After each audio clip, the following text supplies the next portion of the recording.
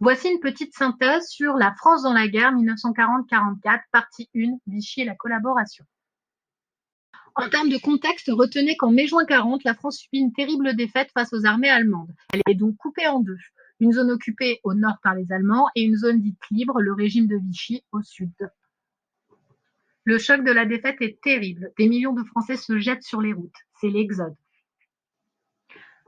Le régime de Vichy est dirigé par le maréchal Pétain, qui va lui signer l'armistice à Retombes le 22 juin 1940. Il demande de cesser le combat au plus tôt. La une de journal qui vous est proposée nous permet de voir les caractéristiques du régime de Vichy, c'est-à-dire un chef unique, Pétain, qui possède tous les pouvoirs. Les élections sont supprimées et la radio et la presse sont contrôlées. C'est la fin de la République, on peut donc parler d'une véritable dictature.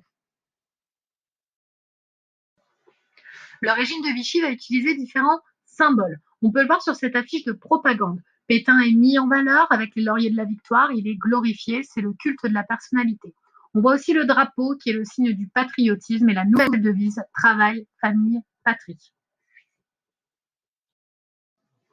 Le document qui vous est proposé ici se nomme le Statut des Juifs. C'est un texte de loi qui va restreindre les libertés des personnes juives sur le territoire français.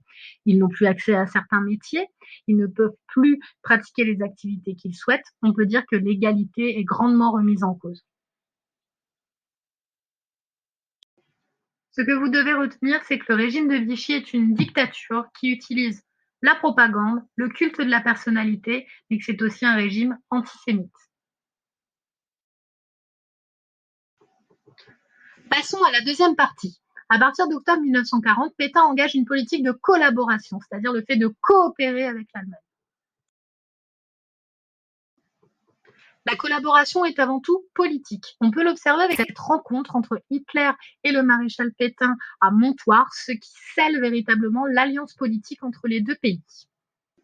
Cette collaboration est aussi économique. Vous pouvez le voir avec ce graphique qui vous montre les livraisons de marchandises de la France à l'Allemagne.